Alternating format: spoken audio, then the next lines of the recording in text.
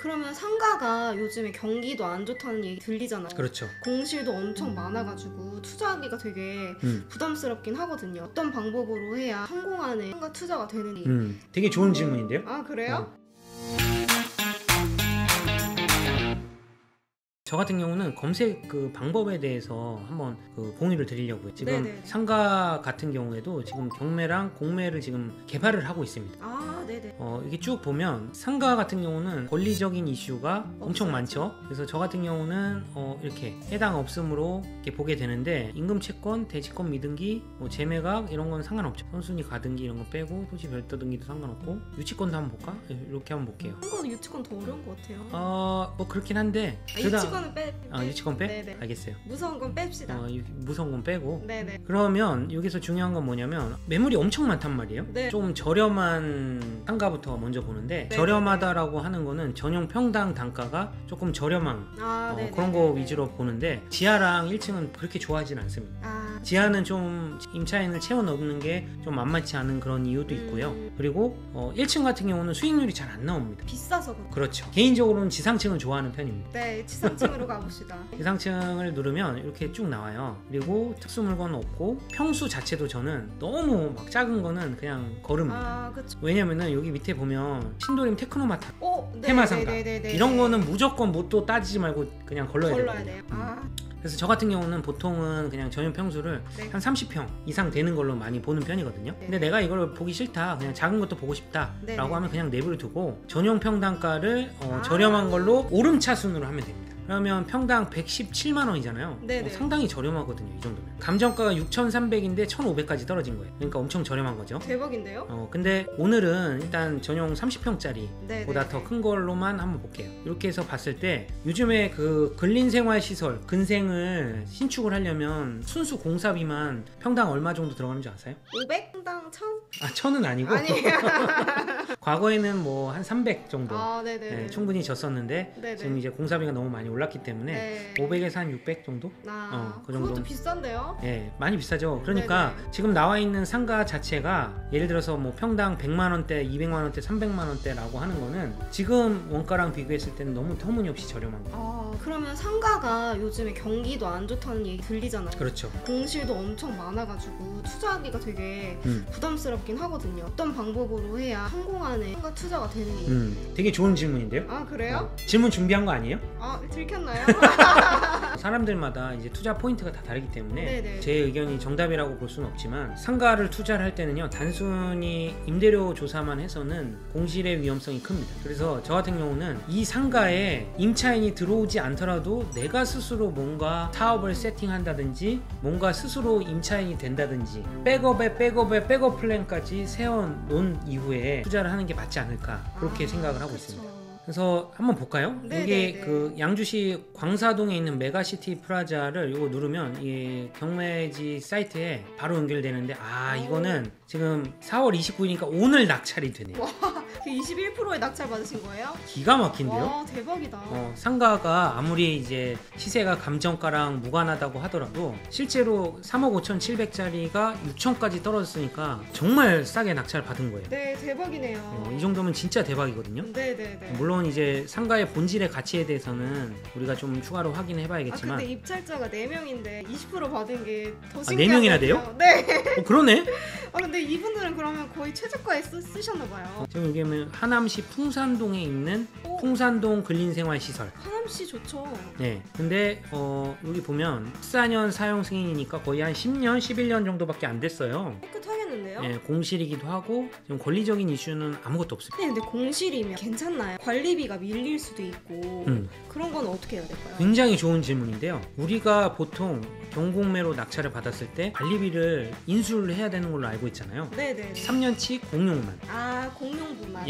연체 이자라든지 전용은 인수를 안 해도 됩니다. 만약에 관리비에 대해서 관리단이 판결을 받으면 소멸시효가 3년이 아니라 10년까지 늘어나게 돼요. 그러니까 그 관리비를 보통 우리가 3년으로 알고 있지만 네네. 3년인지 뭐 10년인지 그런 걸 좀 조사를 해봐야 되는 거고요. 그래서 공용 부분만 인수를 하면 되는데 그 공용 관리비를 왜 인수해야 될까요? 공용 부분은 다른 사람이랑 같이 쓰는 거잖아요. 네. 그렇게 다른 사람한테 피해를 주면 안 된다라고 해서 내는 걸로 알고. 아, 정답입니다. 아, 그래서 보통 네. 이제 집합 건물 같은 경우는 네. 집합 건물 관련된 법률에 정확하게 나와 있어요. 관리비는 특별 승계인인 낙찰자가 인수하는 걸로 되어 있어요. 아, 네네. 이 건물 관리도 해야 되고 엘리베이터도 돌려야 되고 뭐 유지 보수도 해야 되는데 경매로 넘어가서 계속 이거 관리비를 날리게 되면 나머지 호수의 소유주가 피해를 보게 되는 거거든요. 그래서 저 같은 경우는 실제 그 상가를 낙찰받아서 미납 관리비를 제가 내고 다시 구상권 청구 소송을 해가지고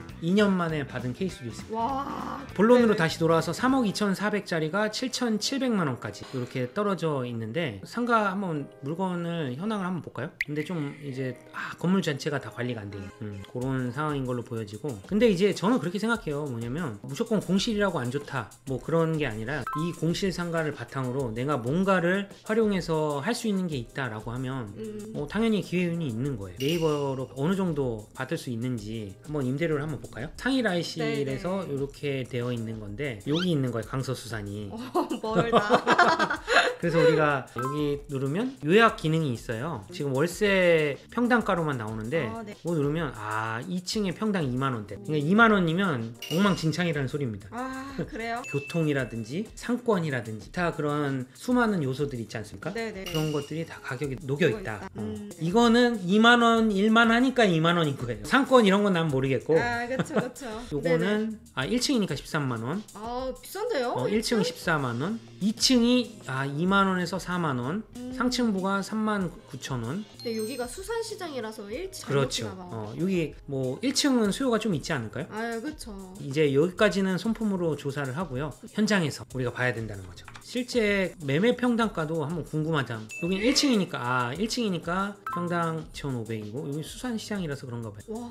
꽤 비싼데요, 이거? 1층밖에 매물이 없네. 상당히 좀 애매하긴 하네요, 그렇죠? 그래서 만약에 이거를 우리가 현장 임장까지 가서 알아봤는데 실제로 이게 평당 2만 원이면 충분히 임차인을 채울 수도 있거든요. 제가 이제 시뮬레이션 파일을 한번 돌려볼게요. 전용 평수가 지금 34.39거든요. 네네. 한번 그대로 채워볼게요. 감정가가 얼마예요? 3억 2,400이에요. 네. 낙찰가 한 얼마 정도 할까요? 한 9천 할까요? 네, 좋습니다. 9천. 80% 대출을 우리가 받을 수 있다고 가정을 하면 대출을 7,200만 원. 네네. 지금 요즘에 금리가 좀 떨어졌죠. 사업자 대출은 한 4%대 중반 정도 되거든요. 4.5%로 이렇게 해보고요. 그다음 보증금이 지금 2만 원 기준으로 우리가 했잖아요. 네네. 곱하기 2만 원. 그러면 한 70만 원 정도 되네요. 네네. 70만 원으로 한번 쳐볼게요. 70만 원이라면 우리가 한 1,000에 70만 원 정도 받을 수 있겠거든요. 이렇게 된다라고 가정을 하면요. 네네. 수익률이 어떻게 되냐? 실제 1,400만 원 투자를 해가지고 월 네네. 순수익이 43만 원 정도 됩니다. 오, 괜찮은 거 아니에요? 절대 수익률이 10.5% 정도 되는 거예요. 그리고 오, 레버리지로 네네. 따지면은